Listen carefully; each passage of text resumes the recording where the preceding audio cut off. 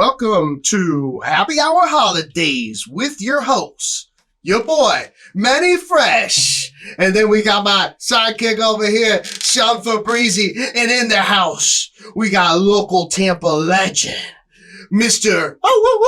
Greg Wolf, CEO of Street, Lace, and so many other businesses that we're going to find out today. Sure. Really excited to have you in studio, Greg. Thank you guys for having me. I'm excited to be here. Chris Sean said I needed to hop on with you boys. So I said, you know, friends of Chris Sean's are friends of mine. So. Thank you, DJ Chris Sean, dog. Thanks, man. You getting this place filled up, baby. We'll have to make you a part-time investor up in this place. No doubt, man. That guy's a good investor. Yeah, he is. You know? Man, the one thing about, just a quick thing on Christian, man, the one thing about him is anytime I'm around him, it's all positivity, great vibes. Yeah. And the first day I met him, I was like, bro, I'm going to be longtime friends with this guy, man. So appreciate it, Christian. Chris Jones. Yeah, man. Yeah. So Greg, man, Yes. I mean, obviously, everybody here in Tampa, I mean, we had Tampa Bay for a little bit, but man, we love sports. I mean, me and my brother, we are diehard Tampa Bay fans, Lightning, the Rays, the Bucks. Yep. I know you're involved with all these different organizations with your companies. Sure. And it's been, like you said, an awesome ride. I mean, who wouldn't want to be around sports all the time? Right. For me, I'm just like, man, that's like busting a nut every fucking day. So, dude, how did you get? I know you also did radio. Yes. I mean, you're one of the big time radio guys. I'm not going to mention names. I'll let you go ahead and say that. Sure. But how did you, growing up, how did you get into radio and, doing marketing and DJing and all this different stuff, man? I mean, because I always like to hear the background story of how you get there. So for me, it has been a crazy journey to say the least. But I'll try to summarize it as best as I can because it has been a crazy journey to get to this point. But going back to I grew up in the Washington, D.C., Baltimore area, Columbia, Maryland, which is literally like in between D.C. and Baltimore. It's like literally like a midpoint between the two. So grew up there for most of my life. And in high school, didn't really make the transition from middle school to high school that great. Actually not good at all. Like almost failed. Like my freshman year was not good at all. But I was lucky enough that I found a teacher who kind of inspired me, got me focused to the point where I turned my grades around. My dad saw the turnaround and said, if I'm going to keep this kid motivated, I got to give him some motivation myself. So the summer before my junior year of high school, my dad said, we're going to take a road trip. And I was like, yeah, what are we doing? He goes, write down any college that you've ever really wanted to visit somewhere on the Eastern Seaboard. I'm not talking about like UCLA, like not USC. Like, no. Like, let's be realistic. We lived in Maryland. Like, there's a lot of amazing schools on the Eastern Seaboard. So literally for that summer, we took a road trip from Maryland all the way down to Florida. And I visited schools like UNC Chapel Hill, Georgia, Florida, Miami, USF, all the schools in Florida, UCF, whatever. For whatever reason, I fell in love with USF. Now, mind you, this is like mid-90s, totally different USF than it is today. But I fell in love with the school. Maybe because, again, I'm a younger kid, so I'm like, wait a minute, Busch Gardens is across the street. And, it's near a beach. And I'm thinking the wrong reasons. Like the sorority chicks they had out there for the tour, like they lured me in. And so I'm like, this is where I want to go. And my dad's like, okay, well, if that's where you want to go, this is your chance now this year, junior year, to get your grades where they need to be. And I will make a promise to you that if you get grades to the point where you could possibly get accepted to the University of South Florida, I would be willing to pack up and move to Florida. Shit, man. So that we would have in-state residency. So if you got into that school, we're not paying Maryland, out-of-state tuition to a Florida school. I was like, that's a crazy proposition that my dad gave me. But I did it. I focused and I got grades. And so my dad kept his word. And so me, my dad, my brother, we packed it up the summer before my senior year. That's the one thing I had to sacrifice was I grew up with all these kids my whole life, elementary, middle school, high school. I'm now going to have to sacrifice my senior year of high school to go to Florida at a new school, don't know anybody, so that I can look at the bigger picture, which was college. My dad, cool enough, found a new community here in Florida. And again, this is, early 90s, Newport Richie. Early 90s Newport Richie, like nothing, just old people, nothing. But he found a development that had a brand new high school that was just built, River Ridge High School. Shout to my alma mater, River Ridge. At that time, my dad's like, listen, I found this community where they just built this massive campus. It is a middle school and a high school in one. That's how big it is. Middle school is completely on one end, high school is completely on the other, but it's this massive community. It literally just finished. They don't have a senior class. I'm like, what does that mean? He goes, they're rezoning the district so that when you're there your senior year, you're not going to be the only new kid. They're pulling from Ridgewood and Gulf High School and all the surrounding schools to rezone. So they're going to make a senior class. So you're not going to be the only new kid. Nobody's going to know anybody. And honestly, could not have been a better senior year. Ended up graduating with honors. There was no cliques. There was only 220 kids in our senior class. Oh, wow. Everybody hung out with everybody. There was like the nerds and the job, because we were only together for 9 months. And so that's what kicked it all off. And so I got into USF because I graduated with honors at River Ridge for a senior class. And then that got me into USF. And at USF, obviously, it's all about figuring out my major at the time was mass communications, which I ended up graduating with a degree in programming and production from USF. But back then, there was no radio. It was all TV production, news, PR, advertising, which, again, I didn't really know what I wanted to do in the field. And so, but I was going to USF for my major. At the time, again, being a hip hop kid from, again, right around DC, growing up around hip hop music, that was my love. That was my passion. I found a local hip hop magazine in Tampa called The Hive hip hop magazine back in, again, mid 90s. And this dude, Russell, he had this great underground hip hop magazine here. It was all about graffiti, hip hop, local hip hop, national hip hop, the whole nine. And again, it was an outlet that I found and I gravitated towards, ended up reaching out to him, letting him know I was a college student at USF.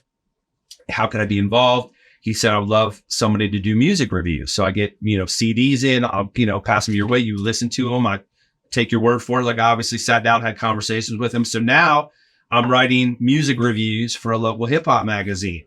At the same time, going to USF, my brother was working at a pizza spot up here in Carrollwood. And in the kitchen, they were listening to the Hooters on the radio morning show. Again, back in the 90s, the Hooters brand here, obviously the local on the ground, they had a morning show, Hooters on the radio, which was actually in Feather Sound right above where 98 Rock and Thunder, remember Thunder 103? All of them were in that building, but they were on an AM station signal. But the Hooters on the radio had a morning show. It was Lynn Austin, who's the original Hooters girl.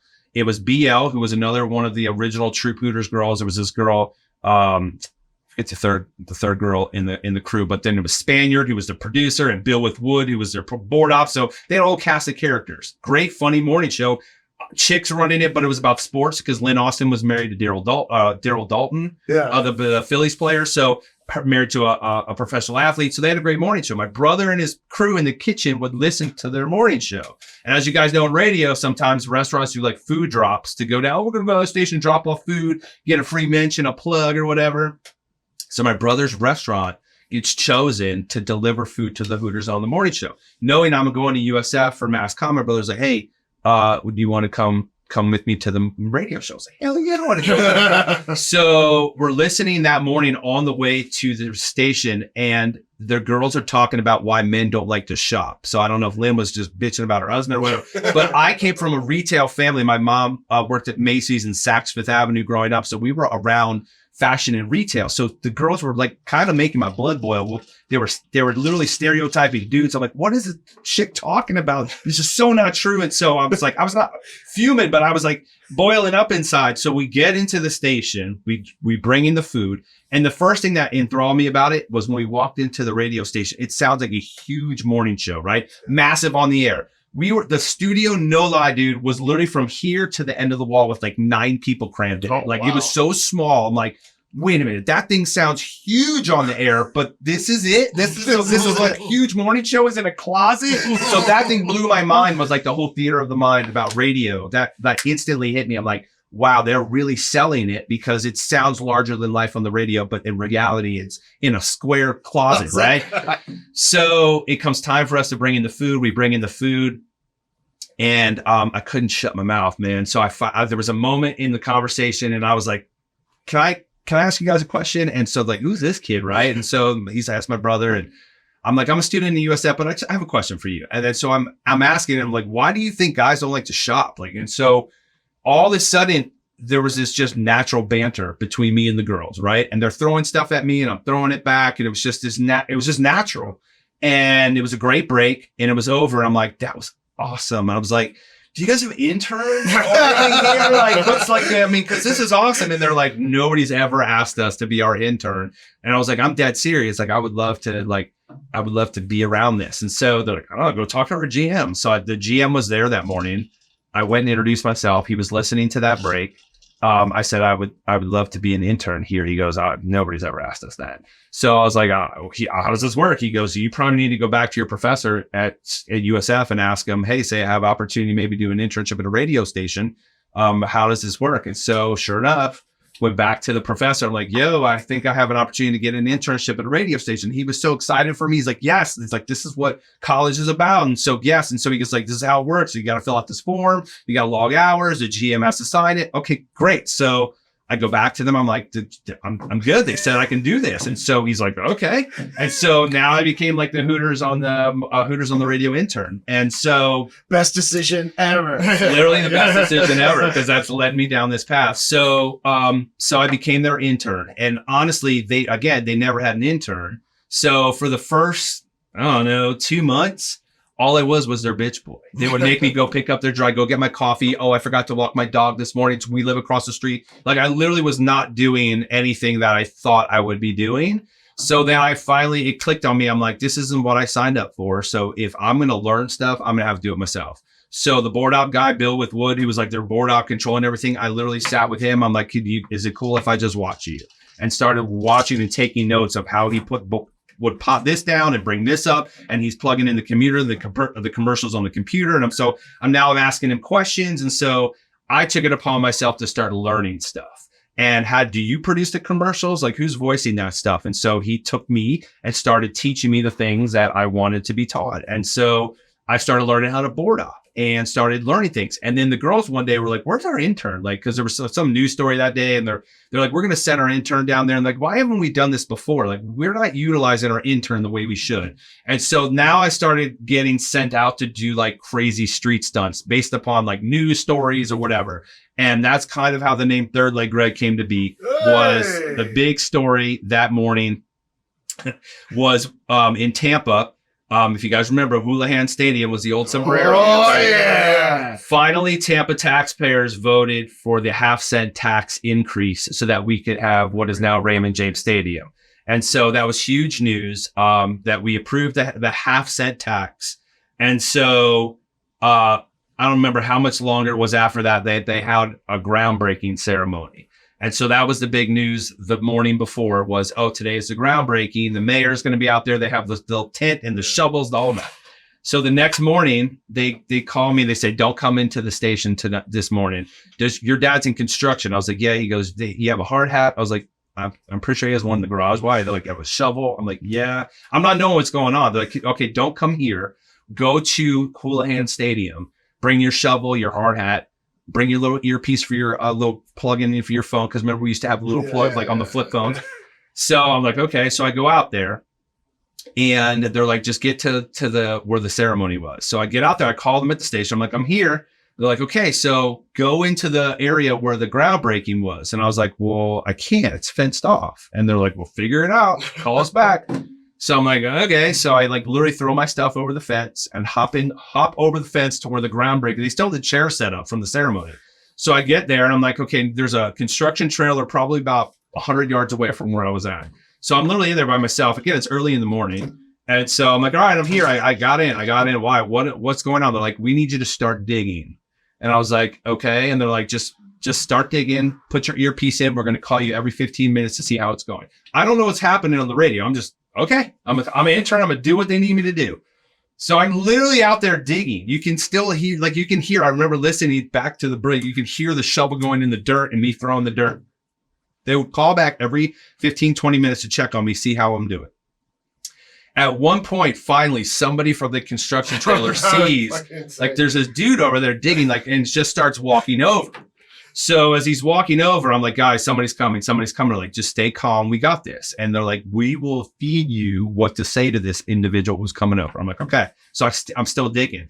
Guy comes over and says, hey man, who are you? What are you doing? And so they're like, tell him you're so-and-so and you're with the union. And so like, they're literally feeding me lines. And so I'm feeding this guy lines. The guy looks confused as hell, right? There's some young kid. Cause remember, I'm like 19, college kid. And so I'm getting into it basically with this construction guy. And I get a little cocky thinking, I got the power of the radio behind me. So I'm just, I'm going to do whatever they say. And so we kind of get into a little bit of a heated argument about the union and this doesn't make any sense. And I'm going to call the cops and I'm like, you call your boss. And next thing I know, I see a cop car start rolling up. What do? I'm a 19-year-old kid. I panic. I just start running. Left the shovel. I'm just, oosh. And as I'm running, this is on the radio, right? So I take off and I'm just like, and you hear the oosh, oosh, oosh, oosh, and you hear me, right? And then the earpiece thing unplugs from the phone, goes dead. This is all live on the radio. So they're dying, laughing in the studio. Right. So I'm literally running and the cop, as I'm running, pulls up next to me as I'm running, like parallel to me, looking at me. And I'm running. He's like, do you want to stop or do I need to make you stop? And I was like, oh my God, I'm going to jail. So I stopped running.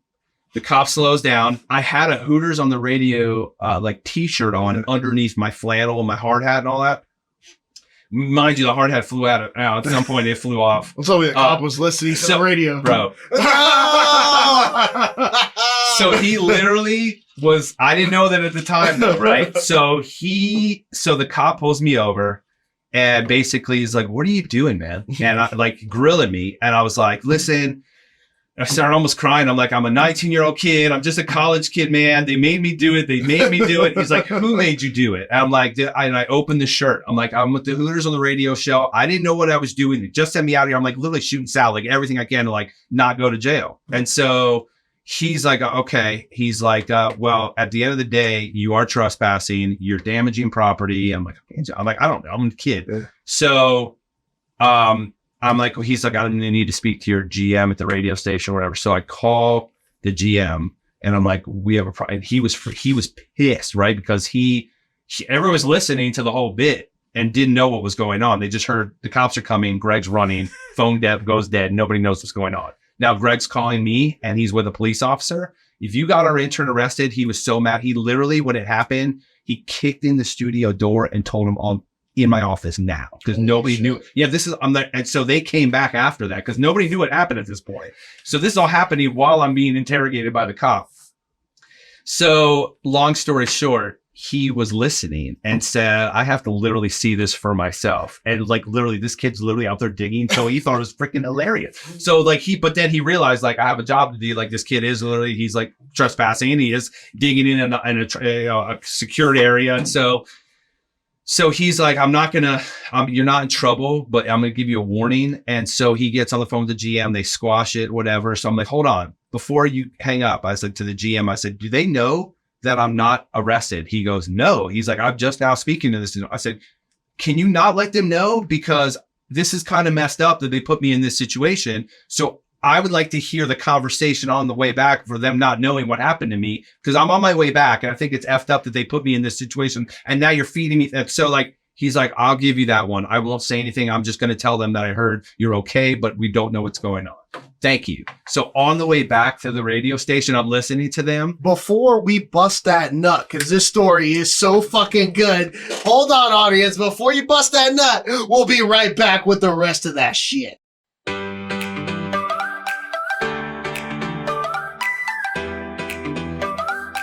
And I hope you didn't bust that nut because we're back. And Greg, Wolf is about to tell you the rest of the story, dog. Okay, so we pick it up to where they didn't know, the girls didn't know that I was not getting arrested. The cop basically was letting me off with a warning.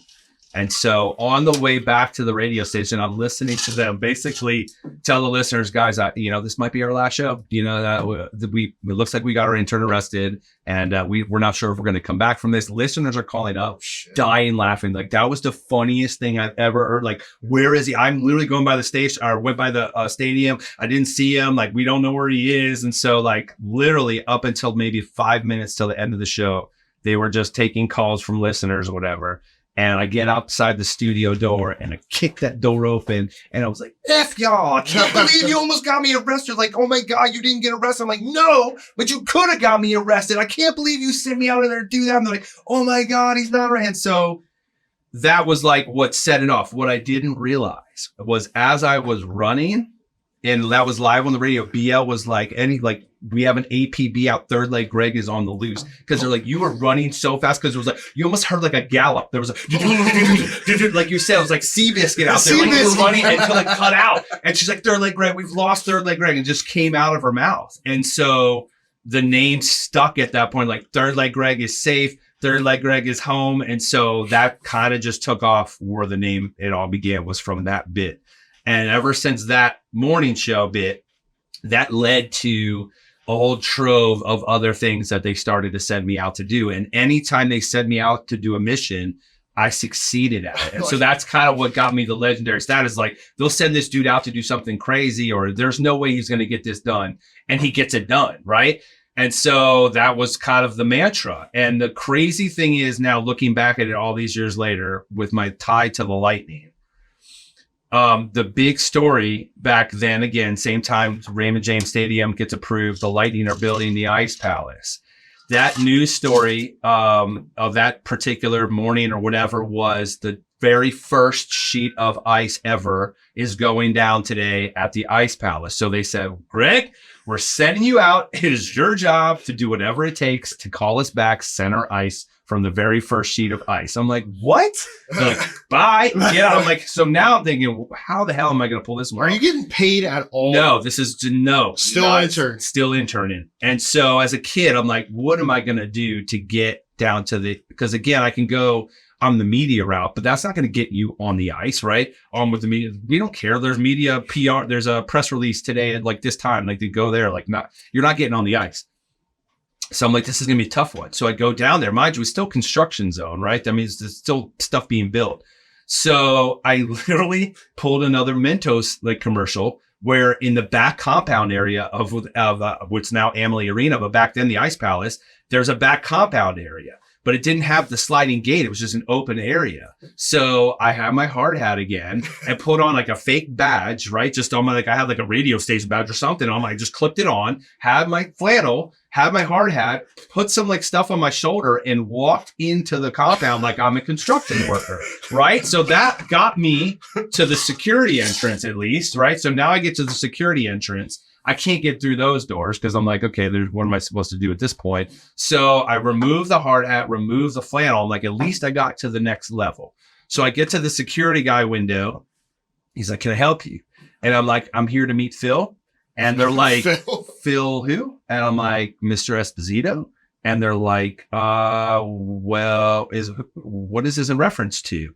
I said, he told me to meet him here at a tryout. And he was the guy, the security guy. No, he's like, I need to make a call, right? Because he has no idea. He thinks like maybe I'm some young upcoming, right? So they're like, listen, the Lightning offices at that time were not in the building. They're like, they're somewhere downtown. They're like, so you need to go so-and-so Kennedy Boulevard. And I'm like, no, Phil told me to meet him here.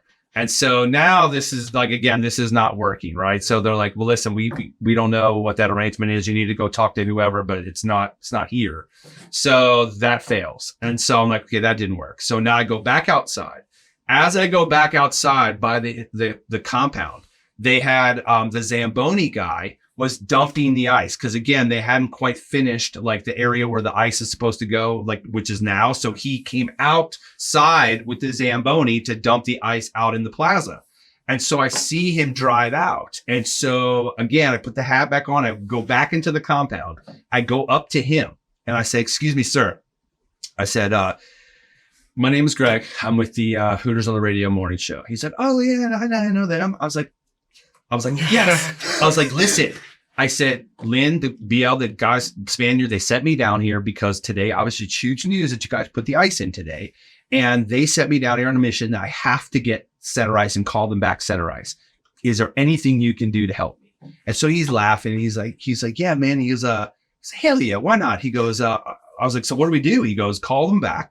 I was like, okay. Tell them that I'm going to hire you to be my assistant for the day. I'm like, dude, are you serious right now? Like, this guy's awesome.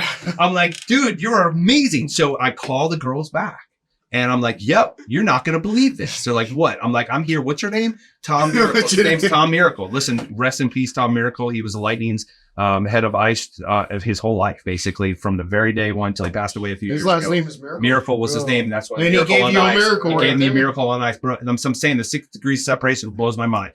It was all meant to be the way I look at it. So Tommy Miracle, God bless his soul, says he's going to hire me to be the Zam guy or his assistant for the day. So I call the girls back. I'm like, you're never going to believe this.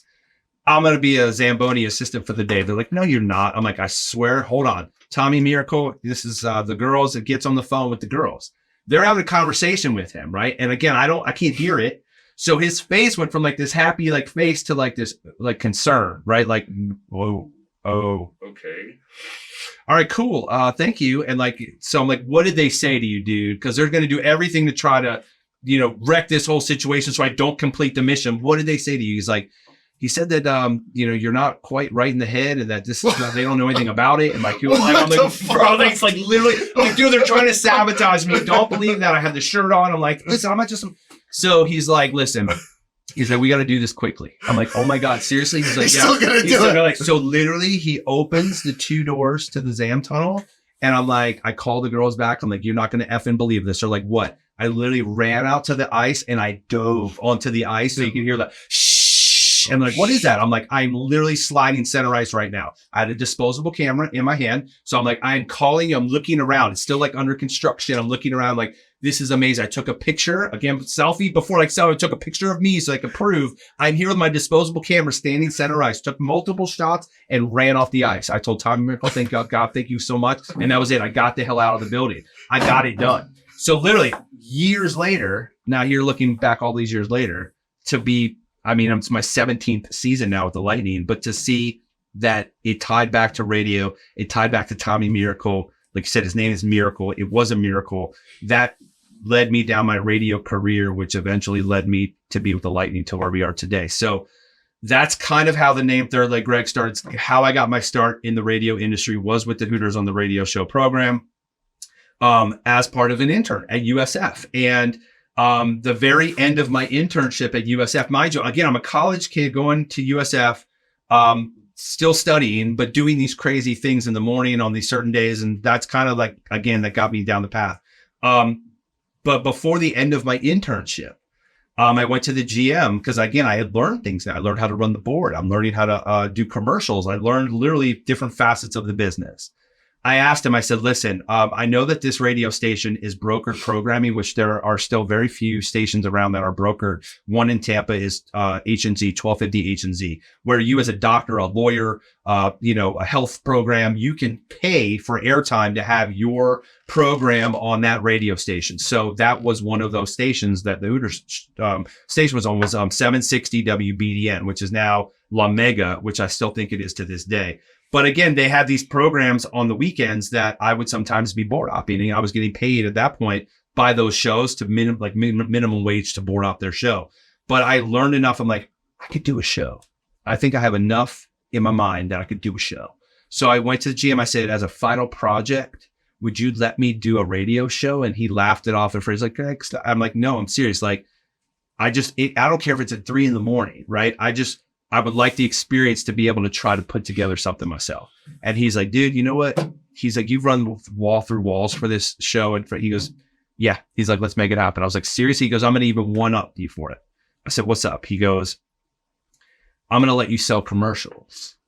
I said, what? He goes, I'll let you sell commercials. I'm like, to who? He goes, that's your job to figure out to who. He goes, but I will give you commercial stop sets in your 1 hour program. But this is part of the project. If we're going to do a project, it's going to be a project. You have a 60 hour clock in a 1 hour radio show. I was like, okay, how many commercial stop sets are you going to give me? He goes, I'll give you up to 3 at almost, you got to do up to 5 minutes. So 15 minutes out of your 60 could be commercials or it could be 5 minutes, up to you. He said, like, but you have the availability for 3 different commercial stop sets in your 60 minutes. But what is your show about? And I was like, I don't know. What is my show about? You need to figure that out. He's like, 60 minutes on the radio to play music is one thing, but when you're 60 minutes talking, it's a whole nother situation. You got to figure it out. Where are you going to get your content from? Made me think. I was like, he's absolutely right. What am I going to do? So the Third Leg Greg show was born, and my show was based upon Tampa. What time was it? It was on 8 o'clock on a Saturday, 8 p.m. at night, which to me was prime time. Not really for an AM station on a Saturday night. That's not prime time. But as a college kid, I'm like 8 p.m. on a Saturday. That's prime time. So that's where he gave me the slot for. I was writing for the hip hop magazine. I'm going to have Russell on. I mean, it's hip hop. The whole show is going to be hip hop based. Ybor at the time was all clubs, right? This is going back to like when Full Moon Saloon and Pleasure Dome, Prana, before Prana. We're talking Empire. Like we're going way back, right? So there were so many clubs, Cherries, Club Hito, Masquerade. There were so many different clubs, so many different DJs, so many different music genres going on. I literally did the research. I'm like, I'm going to do an Ybor update so that you know tonight, Saturday night, here's all the different clubs. Here's who the DJs are. Like kind of make it Ybor update, which was informative to go, who's DJing where tonight? What kind of music vibe? So again, content. The kid I was going to at USF who was in the mass comm program with me, he got an internship to be a production assistant at MTV. Perfect person to have on to talk to me about your experience. And so I put together a show clock. Like I'm going to talk to him for 10 minutes. I'm going to talk to him for 7. So now I have my content. Now I'm going to go try to sell commercials. I lived in Carrollwood here at the time, not too far from where you guys are at. So I went to a pizza parlor, a consignment shop, a thrift store. Like I went to every place I could. I said, listen, I'm a college kid. I have a radio show on an AM station on Saturday night at 8 o'clock. And I have commercial space. And I'm willing to promote your business on my show for $50. And they're like, $50. I'm like, you'll get 3 commercials. You write out what you want it to say. I'll record it. You'll get to hear it before it ever airs. And if it's good, then you pay me the $50. You get your commercial space. They looked at it as a college kid, a hungry college kid, but he's giving me something for my business. It's not just give me $50. No, I'm giving you commercial time. Yeah. Dude, I must have gotten 8 places to buy in, give me $50 to do commercials. I have a show. And so my first show, Third Leg Greg show, debuted in 1997, I believe, like late 97. And first show was terrible. Like listening to it years and years later, it was awful because again, I had no idea what I was doing. And every commercial was my voice. So it was Greg talking in the commercial into Greg. Right. But I didn't know right at the time. So it was all Greg's commercial spots. It was hilarious. So that was the end of it. So the show happens. My internship is up. I go in that Monday morning to the GM and I said, hey, did you listen to the show? He's like, I did. And he's like, it wasn't terrible. And I was like, that's great. And he's like, I would make a suggestion to you. And I said, okay. He goes, you may want to get somebody else to voice a commercial. I was like, I knew it. And he's like, there's other people in the building. You could ask somebody to record it for you. I was like, all right, lesson learned. I said, all right, Jerry, it's been a pleasure. I said, just out of curiosity, though, because I have learned something about this radio station. This is a brokered station. So just out of curiosity, just humor me. If I was to keep that 1 hour time slot on that Saturday night at 8 o'clock, what would you charge me for the airtime? Like you would charge any of these health programs, doctors, lawyers. What would you charge me, man? And he laughed it off at first. He's like, Greg, you're funny, man. And I was like, I'm just throw me a number, man. I'm just curious. $350. He was like, no, not even. He's like, dude, for you, because again, that's not a prime time spot on a Saturday on an AM station. It wasn't a prime spot. He's like, for you, dude, I'd do like $100, bro. So I took out all the money from the commercials. I made the $100. I threw down on the table. I said, can you book me the next 4 weeks? And he's like, are you serious? I'm like, is the money green? And he was like, you know what, dude? You've earned it, man. Take it. Cheers. So now the Third Leg Greg show was born. And now I'm a college kid who's going to school for mass communications, who's now somehow turned an opportunity, an internship into now his own radio show, who he has advertisers. And like, I'm like, I didn't know this is the path I was going to go down. but now that's where I'm at. So now I took it seriously. I brought in my own DJ, Cramtronics, to bring his own turntables into the small closet. He set it up on the shelf, and we're mixing live. Like I started having sounders on. This is cart machines before CDs and mini players or midis. I had carts. Like I literally have to put a cart sound effect in the machine and hit it on the board just to get a sound effect. We didn't have computers and digital. It was crazy back then.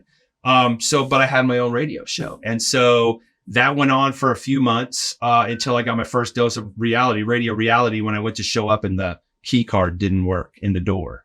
And I'm freaking out. I'm like, what is going on? Why does my key work? And I'd call the producer from the Hooters show. His phone's disconnected. I go to call the GM. There's no answer. I'm freaking out. Some kid, I'm like, my radio story's waiting for me and I can't get in the building. So finally I get a hold of the board op guy that taught me the stuff. Bill, I can't get in the office. He's like, you didn't hear? Nobody told you? Told me what? Station got sold. So what does that mean? He's like, the station is sold to a different company. They own it now. Okay, but what about the show? And he's like, there is no more show. And I was like, what? And he's like, it's a Spanish broadcasting company. They own and I still think it is to this day, La Mega 760. So yeah, that was my first dose of like, you're done, dude. Like it's over. And so that was heading into 98. And if you guys know, the summer of 1998, that's when Josh and Brian hit the airwaves on their dad's boat, playing Wild Thing over and over and over again. I was actually working in my brother's kitchen at that time because I was looking for work. And so we all heard this radio station that all they're playing is Tone Loc's Wild Thing. And everybody's talking, calling their friends, you listen to the station name? That's all they're playing is Wild Thing. There's no other songs, it's just Wild Thing. Like, and so, yeah, like the Tone Loc Wild Thing. Let's do the wild thing. Dun, dun, dun. So that's all it was. That's a good 24/7. That was it. And so it was like that for 2 weeks. And finally, one day, these two stoner dudes, Josh and Brian, get on the mic like, hey, this is Josh and Brian. We're on our dad's boat. We're just out here, chilling here, Tampa Bay. We're, just going to play some tunes. And we're just out here chilling, man. And that was it. Goes back to playing Wild Thing. And so nobody, did you hear those guys? So people think it's a pirate radio station now because they're like, these guys are out broadcasting live in the Gulf. It became like this huge buzz. Now on the streets of Tampa, you start seeing little hints of things. There's a white spray painted van. It's a big white cargo van. It was just spray painted Wild 98.7. We don't suck. It wasn't wrapped or nothing. It was literally just a spray painted van. We don't suck. That was all it was. So they're like, what is going on? And there was just kids driving around and giving away t-shirts that just had a Wild 98.7 logo on it. So this is around the time we're starting to catch buzz of what is this? I did some research being a guy who's had some radio and found the signal and then found who owns the signal. And it was this company in St. Pete, Entercom Broadcasting, owned this signal. So I took it upon myself to find their address and went down to the front office, go to this building. There's nothing radio about it. It's literally like an office building. There's a secretary at the front desk. There's nothing on the walls. It's just like and I'm like, is this the home of whatever? It was before it was WLLD. It was something else. And so I'm there. She's like, yes. And may I ask who you are? And I was like, I'm a college kid. And I would like to speak to somebody that has to do with that new radio station, the 98.7 signal. And she looked at me kind of weird. She's like, how does this kid know? Like, cause it was very quiet and underground almost. And so, she makes a phone call to the back. And so this other kid comes up to the front desk and that's where it all begins. That's where we're going to come right back with Happy Hour Holidaze. Greg's going to tell us who was on that other side.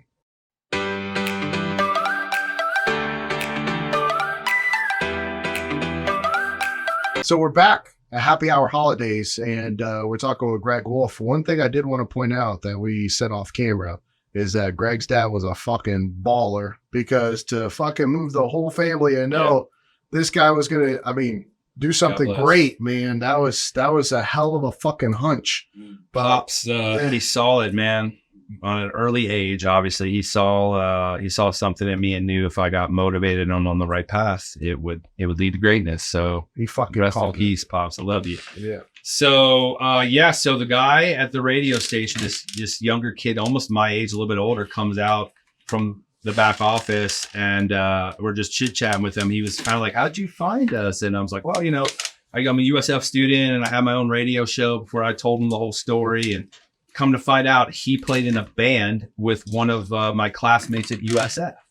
And so he was basically telling me, yeah, this is a new station, it's launching. This is kind of this is the way it's kind of been launched. And, you know, it's in increments, slow increments, like it's a slow build. And he goes, but we have a promo team, like a street team.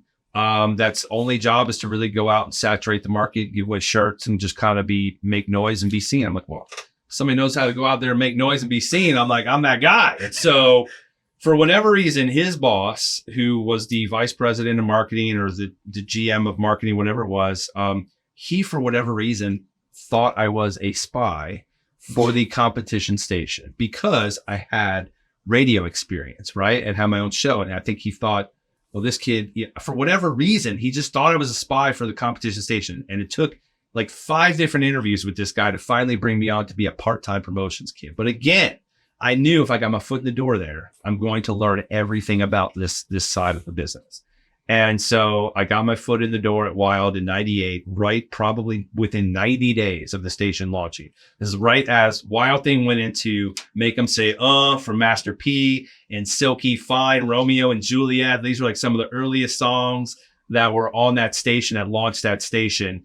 Militia was another one. It was crazy to think about how that station launched, but was on the street team basically when Wild started and did the same thing there. I learned how to run the board. I sat behind Scantman, Flying Brian, Orlando, learned how to run the board, became indispensable as far as taking the helms on the promotions end, became the assistant promotions director and started doing the schedule for the crew and started board hopping on the weekends, like when we would be live at the clubs. And so again, I paid my dues and eventually became the weekend night guy on Saturdays and Sundays. And the night DJ at that time, in 99, he ends up getting fired because of his own antics. And so at that time, again, I was the weekend night guy, and then the weekday night guy is fired. So they're like, well, we need somebody to fill in until we can find our next star from somewhere across the country.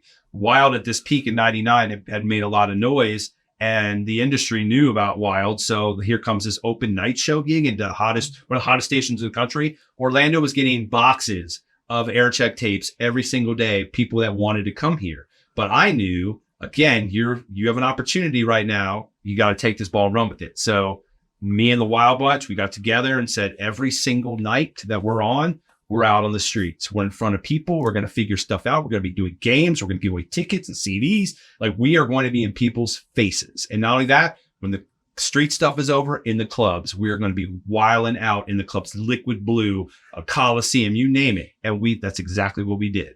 So took the ball, ran with it. The ratings kept going up and up and up. And finally, they ended up signing me for a 3-year deal. Again, right out of college, here comes, this kid not too far out of USF to now a 3-year deal as a night DJ on Wild.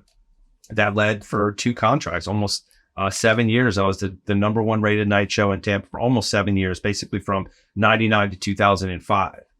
And at the end what was the name of the show? Third Leg Greg and the Wild Bunch, which again, there's, the crazy thing is too, this was the days, as we were saying, of MySpace. This is before Facebook and Instagram, really the social media world taking off.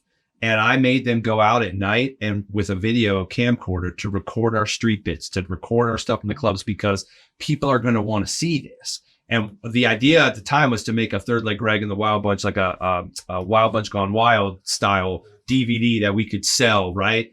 And so there are still VHS tapes full of footage. And Buckwheat knows too, if some of this footage is ever released, Buckwheat is canceled forever. Forever, Buckwheat. The cucumber incident, Buckwheat. He knows about the cucumber incident. That's all I can say on that. It's the cucumber incident. And you can ask Buckwheat about it, because I won't tell Buckwheat, but we have the video to prove it. But that's just one of the, there's a lot of stuff on those tapes. And we used to have to get releases and stuff signed. And Dick, who was one of our Wild Bunch members, he still has the releases. He's a great guy. I always held on to him. So if we ever did decide to do something, we actually still have releases that we could use and put aside and say, you signed the release, so you can't come after us years down the road if footage is out. But anyways, so I saw the writing on the wall that content was going to rule the world. So I used to make them go out and record everything, because I knew it someday people are going to want to see this stuff. So my contract is up in 2005, heading into 06. And I didn't really know at that time, do I want to stay on the radio? I was getting flown to different markets, very much like a D1 draft pick, which was actually pretty cool.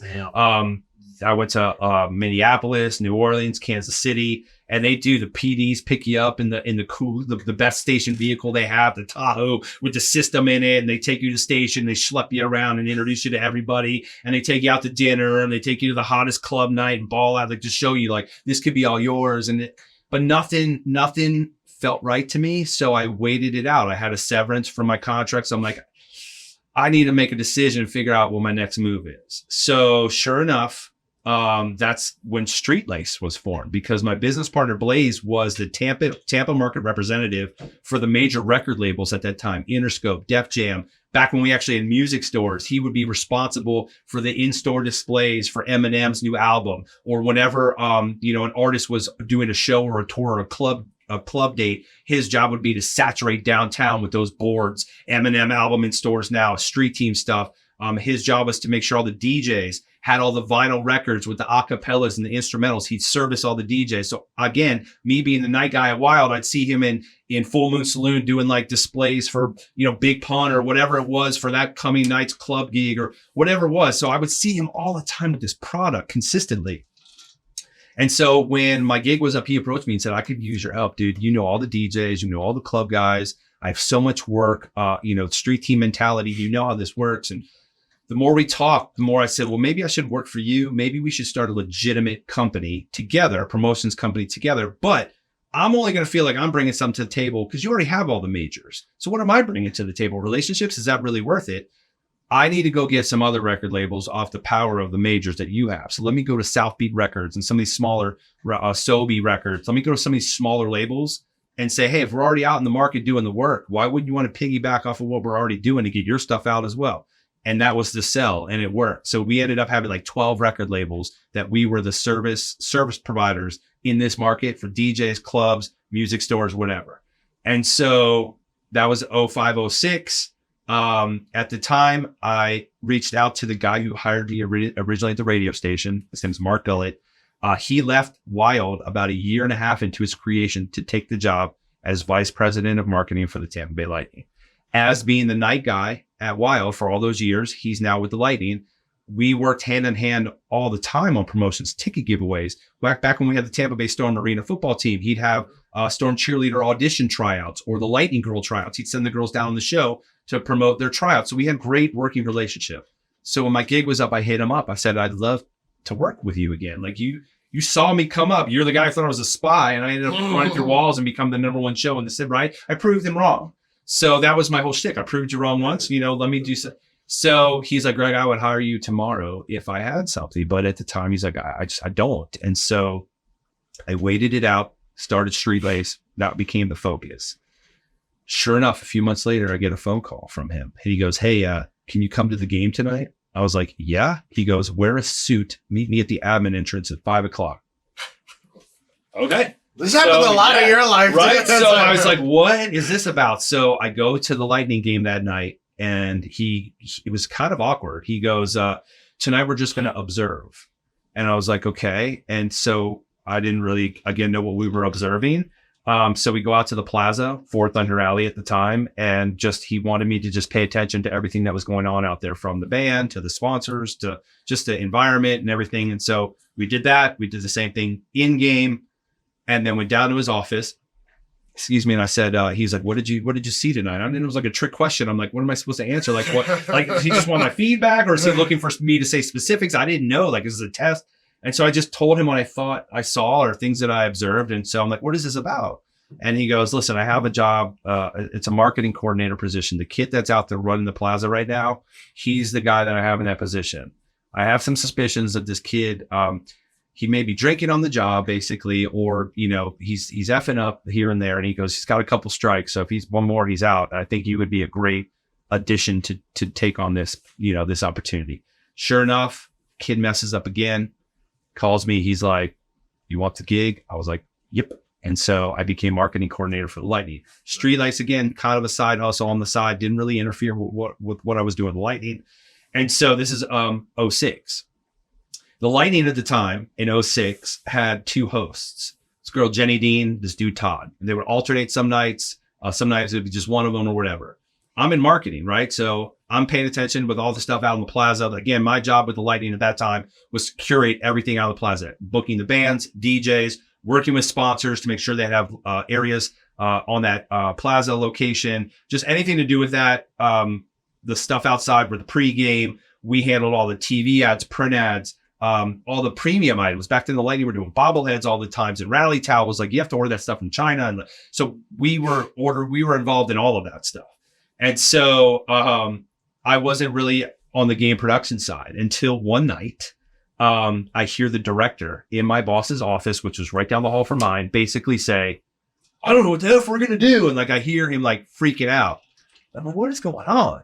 And so I basically hear him say that this dude, Todd, was out of the market on business or something. And Jenny Dean has a family emergency 2 hours before puck drop. And she has to go. I have to go now. Leaves. And like, okay, well, the show has to go on. We have sponsor things. We have the in-game elements. We have all this stuff planned. I don't have a host right now. So I hear like what's happening. So I go down to my boss's office. I knock on the door. I'm like, guys, like I couldn't help it over here. What's going on? I said, Mark, you know more than anybody, I am more than capable to get in front of a crowd tonight and rock this place. And he was like, he looks at the director and he goes, I don't think you have much choice. You made put in the Wolf. And he goes, Wolf, let's go. You're in. And so I guest hosted that night, crushed it because again, I'm a fan of the team, right? I'm a radio guy who's been in front of crowds and clubs and rock. Now I get to be the biggest fan, like of all fans. Now I get to be the fan of all fans. So it resonated with the fans that night. Like he's one of us. Like you can tell he's having fun. Like he wants us to win. Like he's engaged. And so they were like, that's great. We know, God forbid we ever have another situation. We have somebody in our own office that is more than willing to do this. And so For 10,000 a show. I wish. So sure enough, the 2007 season, the guy Todd leaves the market and Jenny Dean gets a job on Bay News 9. And so I just kind of like slid into the role because again, do I need to audition and try out for something that I've already demonstrated to you that I was capable of doing? Do you really are they going to go through that whole process? Or like we have the guy in our own building. He's one of ours. It's not like coming from outside these walls. So in '07, I took over the role and did it for the arena football team for the Storm as well. And did that until 2009. Stammer comes to the team in '08. We were doing viral videos. We're the ones that created the Scene Stamkos campaign that got international recognition. Nobody had done anything like that for a draft pick ever, creating a website. It was global. And so we were doing amazing stuff. And the team gets sold in '09 to what we call the Cowboy Ownership Group. That's what Phil Esposito referred to them as. So the Cowboys come in and really, I guess the best way to put it was they were trying to run the franchise like a fantasy hockey team. Like that's not how you run a business. And that it came out very quickly that this is failing. And so Jeffrey Vinnick buys the team, right? That was a few years after. But in '09, when this Cowboy ownership group came in, they basically fired everybody, including me. They fired everybody in the building to bring in. Again, I get it. If you're a sports franchise, you're going to bring in your own people. It doesn't matter if it's coaching staff. Like I get that. But we were doing amazing things in the marketing department. Why are you getting rid of us? If I could understand we were slacking at our jobs or we weren't doing great stuff, but we weren't, but it didn't matter. I get it. You're going to bring in your own people. But for the hosting stuff, I'm like, again, in marketing, we see season ticket member surveys and feedback. Yeah. And I knew I had a good rating with the fans. Like I saw it. So I was like, why am I being relieved of that duty? Didn't matter. They fired all of us. So I got picked up by iHeartRadio, which again, was the broadcast partner of the Lightning. And it was a position open for a promotions director for WDAE, which is a sports radio station home of the Rays, Bucks, Lightning. So again, coming from radio, having sports marketing experience, sports radio was the next evolution. And so I worked at iHeart and basically ran promotions for WDAE, for 970, WFLA, and 95.7 The Beat. Ironically, which was our competition at Wild. So all those years later, again, a kind of a full circle moment, now running ship for the Beat. You were a spy. I came back all those years later in competition wise. But yeah, so I did that for 7 years. All the meanwhile, Street Laced was still a side hustle until 2016. And that's when Blaze and I both decided that, we've put so much into our own company. Obviously, when the music industry changed and everything went digital, we saw the writing on the wall. And we knew that teams like ours were going to start getting ousted, because unless you're New York, LA, Dallas, Chicago, Tampa wasn't in that same, hemisphere. So we knew the teams like ours were going to get, boosted. So we transitioned and went away from the music promotions and started working directly with our DJs here in Tampa, because we also heard a need from the DJs that were getting frustrated, again, dealing with club owners in the early 2000s, when the DJs like the Chris Johns of the world, the Jamie Ferreras, they're doing these club gigs and they're waiting to get paid at the end of the night, right? But with ones too. To ones, rolls of quarter. I'm not going to start naming certain, club owners out there. You guys know who they are. They're paying like with rolls of quarters. Like, bro, no. And not only that, but you're paying out the door girl. You're paying out security. Like the DJ is the one responsible for keeping the vibes curated so that your bar sales are bringing, like, he's the first guy you should be paying so he can get out of here and get on with his family, right? So we would hear the frustration from these dudes. And we're like, you know what? Would you be willing to give up a very small percentage, just like a talent fee, a small fee, for us to deal with the bullshit, for us to now go get your money for you so that you can show up, rock the club, pack your stuff, and leave, knowing Streetlight's going to go get my money. I don't have to deal with the club owner. I don't have to deal with the manager, nobody. Would you be willing to, because we're reputable, Blaze and Greg, they know who they are. Would you be willing to get, and they were all like, F yes. Now, can we sign now? And so we started going to these club owners and saying, hey, I'm Greg and Blaze with Street Lace. We represent DJ Chris John, Jamie Ferrer, whoever it was. So just like your liquor distributor send you an invoice each month and you sign off on it, whatever, and you pay, you cut your distributors a check, we're going to handle this in the same fashion. If the DJ's here 4 times a week or 4 times a month, whatever, every Saturday, whatever his fee is, we're going to send you an invoice. You can pay it by credit card or we'll come pick up a check. We're going to treat this just like any other business. And so the club owners were like, okay. And so like, I don't have to deal with them. They know what to do. Cool. And so that's how we started managing and assembling our Street Lace DJs crew, which is now over 45 DJs here in the Tampa market. So it just keeps growing. It keeps developing. We have a full array of talent now, not just DJs, but all sorts of entertainers, from fire breathers to breakdance crews to America's Got Talent worthy acts. We have all of those as part of the Street Lace conglomerate of entertainers. And that's spun off to a couple other businesses as well. So the grind is just, it's always evolving and continuing, man. Dude, I'll tell you something. I mean, the whole story is all about persistence. I mean, the way you persisted and hustled throughout the entire story, it was fucking crazy. Yeah, man. When we get back, we'll keep going with Greg Wolf here and ask a couple questions that we're interested in.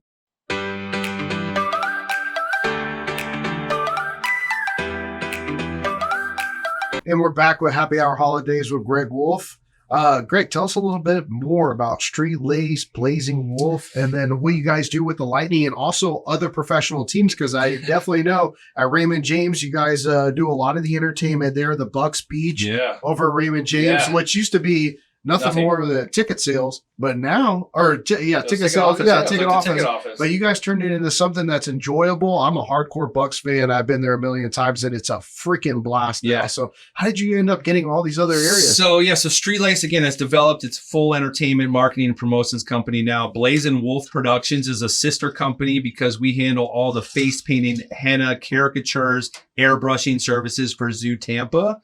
At Lowry Park, and we're actually now this month especially at the Glazer Children's Museum. So a whole different artistic arm of Street Lace is now Blazing Wolf Productions, whether that's kids' birthday parties or private events or whatever. We have some amazing, talented artists. And again, we're at the zoo 7 days a week with these artists. So that's a whole nother sub company underneath the Street Lace umbrella. But as far as the entertainment aspect, again, the DJ crew, the entertainment crew, we actually have taken the grassroots mentality of hip hop and street promotions and put that to use also for other businesses, because again, grassroots still works. People still do it to this day because it works. That one-on-one interaction or just handing you something, have a conversation for 2 seconds is going to be a lot more effective than you flipping through your phone and just kind of scrolling through and actually seeing a message or not. So we've put that to use. But again, like you said, that's allowed us to get into some of these bigger entities in the market and beyond, from the Buccaneers, like you said, with Bucks Beach, and helping them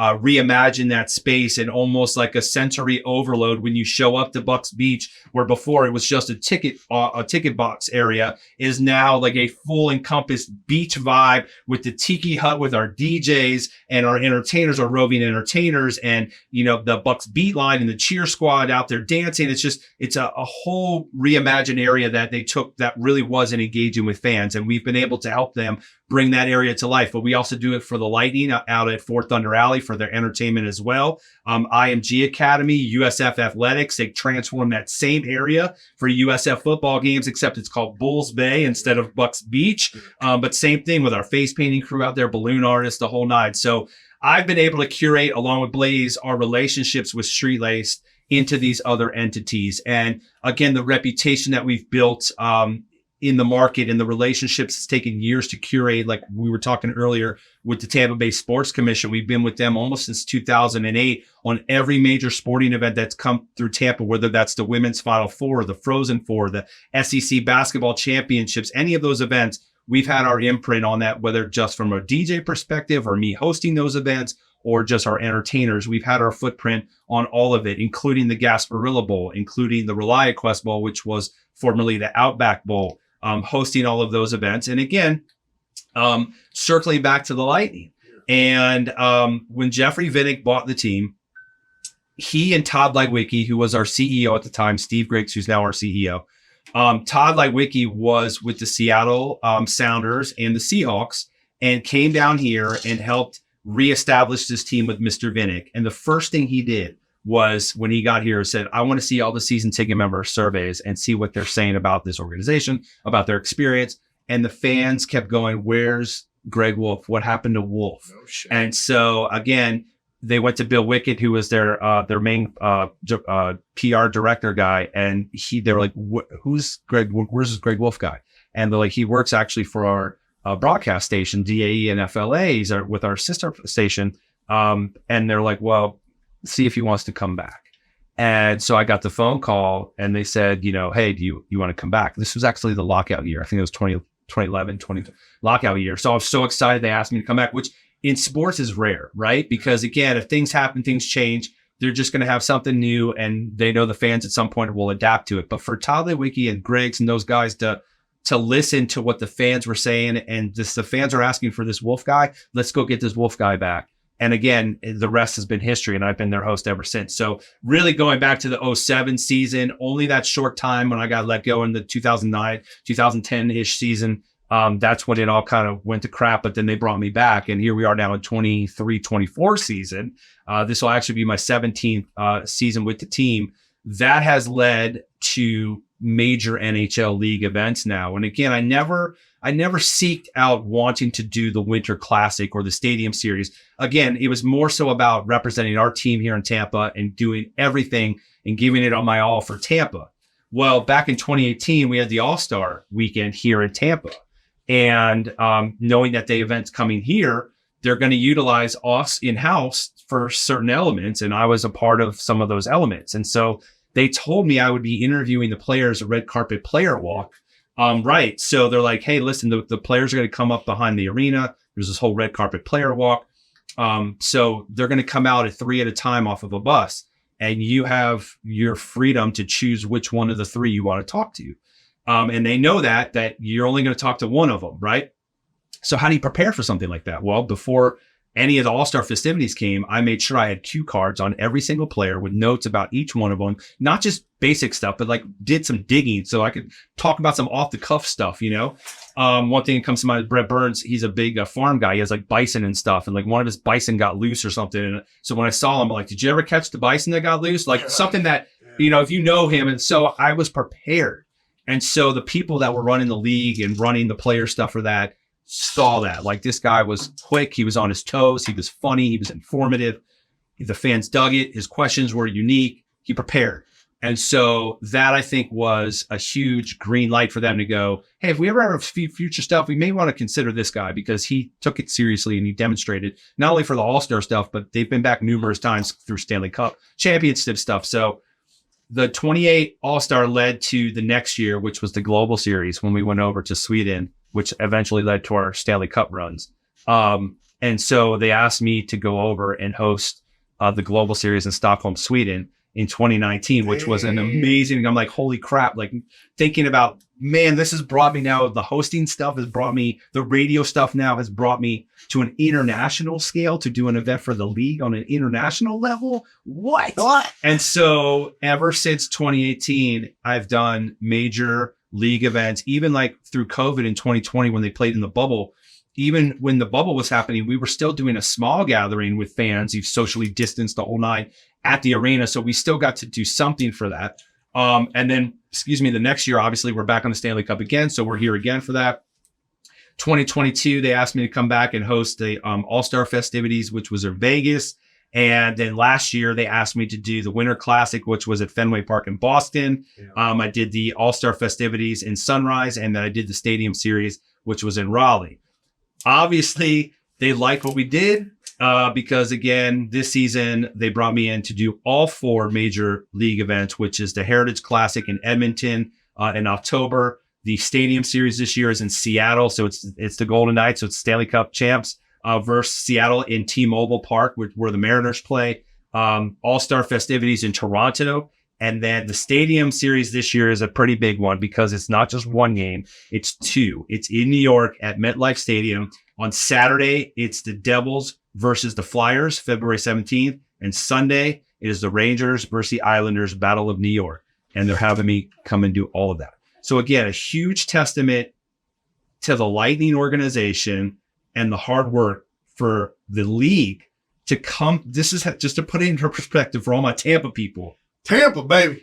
For the NHL, which is a global league, to come to Tampa to get their host, to host the Battle of New York. Where it doesn't snow. Where it doesn't snow. Like, yeah, we're not in blizzard conditions. They're bringing Tampa's guy to host all these events, Edmonton, Toronto, Seattle, New York.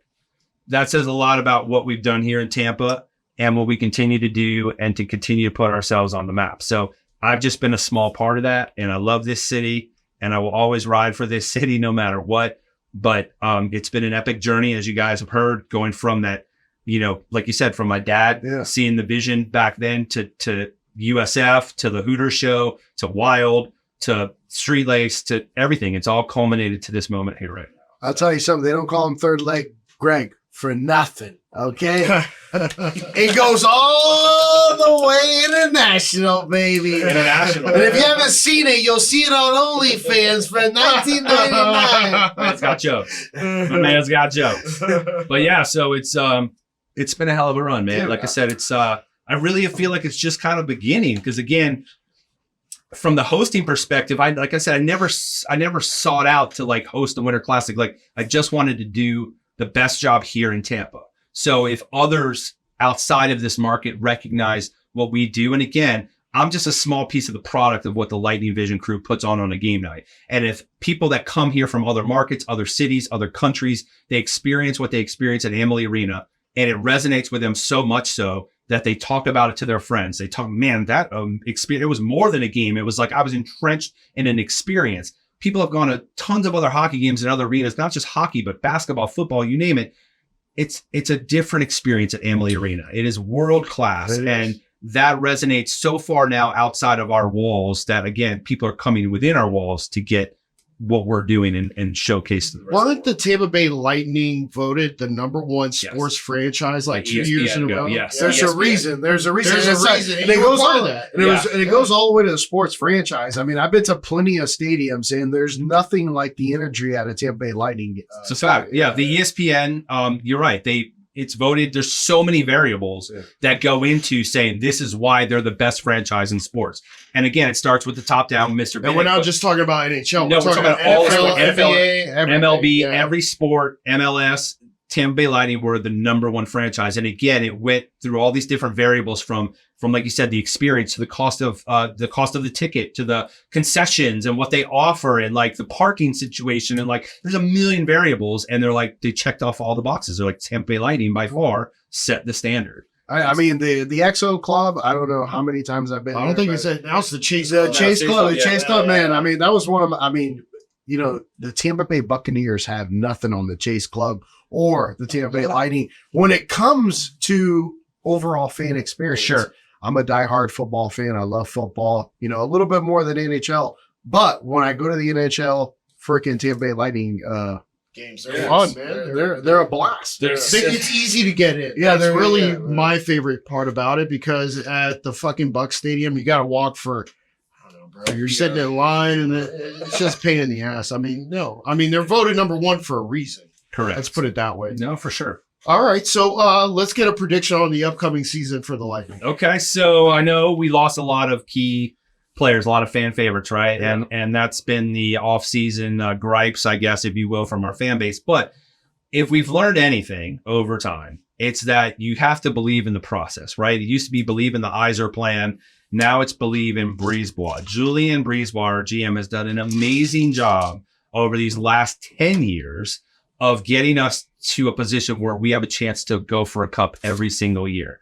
If you look at the bigger picture last year, I would even say the last 2 seasons, but more so last year, and you look at the Pat Maroons and you look at the Belmars and you look at some of those pieces we lost, Corey Perry, were those guys playing up to the level that we need in order to make a deep run? Yes, we lost an Alex Killorn, we lost a Ross Colton. I get those. Those guys are still younger, but they also, as you guys know, in the sports industry, they're trying to get a payday, right? Yeah, they know they can't do this forever. So you can never fault somebody for going after their opportunity to get their payday. But on the flip side of that is, when you looked at the numbers and look at the numbers of the guys that we have brought in and Stanley Cup champs now that are coming in, and guys that have rings and they know what it takes. Like the Braden Points. Like the Braden Points of the world. Megan is special. He's special. And not only that, but the core is here, right? For years. You got Kucherov, Stamkos, Braden Point, Vasilevsky, Hedman. Like, these are guys that on most teams, if it was just them, would be the all-star superstar, right? Yeah. We have a whole core of superstar. We have, I think, the most out of the top 300, and I just saw a stat the other day, of the top 300 NHL players, the Lightning have the most in the top 300. I believe it. It's like we have, I think, 4 in the top 20 or 30 on our team. Think about how many players there are, right? Think about how many teams there are. Think about how many teams there are. So the core is locked. The guys around them now, the newer guys, are the ones that are going to have to gel and mesh. But if we've learned anything, we don't care how long it takes as long as you get in the playoffs, right? Yeah. The regular season really doesn't matter. We're not here for participation. Trying to make it. Right. Yeah. I mean, look what's happened to the President's Trophy winners. I was about to say, the curse is real, people. Yeah. Look at Boston. They were the best seasons ever. Literally the best season ever. And did not get past, right? So same with the Lightning. Yeah, it happened to us too. It's happened to everybody the last 10, 11, 12 years. It is a curse. So just because you crush it in the regular season means absolutely nothing when it comes to the playoffs. So we have a whole season now for these newer guys that have been brought in to mesh with the guys that we have now. And I think it's going to happen sooner than later because they're professionals. These guys have won cups. A few of them have won cups. So they know what it takes. They know the dedication it's going to take. And I trust in Julien Brisebois to put those pieces together and find those pieces of the puzzle that will eventually fit in the grand scheme of things. So I think it's hard to say, obviously, we're going to make it to the cup this year. That's the goal. Yeah, I truly believe we're always going to be a contender every single year. And I believe that this year is going to be no different. Who is your favorite NHL player of all time? Woo! Say Wayne Gretzky. No, I mean, I'm not going to say. I would say of all time is probably going to be Marty St. Louis. Marty St. Louis. First of all, I just saw a picture the other day of his tree trunks again because they were comparing his legs to one of the new kid, the kid that was the first round draft pick who was in the gym the other day. And they're like, oh, he's almost a quarter of Marty St. Louis. And then they showed Marty's, his calves and his legs are just, they were such tree trunks for such a little dude that moved so fast and did so well in his career that nobody gave him a shot, right? They always counted him out. He's too small. He's not the guy. And he proved everybody wrong like that. It's almost like a Rudy story, but for hockey. And, being that he was our guy and now he's the coach of the Montreal Canadiens, which, kudos to Marty. But I think out of all the players that I've seen over the years, he's probably made the most impact for being somebody that was always kind of written off and counted out. So you have to respect that story for sure. So Greg, we're wrapping up now. Can you leave our audience members with some, we call it the last words. Sure. What are your last words? It could be inspirational. It could be anything. It could be funny. It doesn't fucking matter. It could be anything. Go Bolts. No, Yeah, that's, I mean, that's good that's too. a good one. Yeah. And go Bucks. And go Bucks, and go Rays. Go Rays. And go Rowdies. Oh, yeah, Rowdies. Gotta go. Come on, you Rowdies. I would say if there's any last words or parting words or words of wisdom, it's going to be to never turn down an opportunity if you're presented with one. If you feel that opportunity in some way, shape, or form could benefit you down the road. And I'll give you an example. Obviously, throughout my career, I took chances, right? And took whatever opportunity was presented and ran with it and tried to make the most of it, which has obviously led me to where I'm at today. But not everything is maybe what it seems on the surface. So like if, for example, somebody from a charity comes to me and says, hey, I would love for you to host this event. We have a gala coming up. We're a nonprofit. We don't have a whole lot of money. Would you be interested in hosting for an hour just to give us some of your time? It would mean a lot to us. We have a lot of lighting. Okay, great. If I have the means and I can do it and I'm available, I'm going to do it. Why? Because if I host this event for this individual that's a charity, I don't know the people that are in that audience. I don't know who's sitting there. I don't know who's watching. And if I do something out of the grace of my heart and I crush it and I do a great job and they're thankful, how do I know that somebody who wasn't in that crowd or was watching was like, that guy was awesome? Hey, let me get Jane. Can I get that guy's number? Because I have an event coming up next week, a huge gala with all these people coming in from out of town, and I got a great budget. How do I know that opportunity is not going to lead to something bigger and better? Just because I gave it some time. So if you have the time and you can do it and you think it could be some sort of benefit, do it. You never know what's going to become of something. So that's kind of my shtick to that is if you're presented with something, try to make the most of it and try to do it. 10 seconds. Yeah. When Greg says crush it, he means that he's always going to crush it. Like, comment, and subscribe. Like, comment, and subscribe. Peace. Thank you for Happy Hour Holidays. We got Greg Wolf. Woo, woo, woo.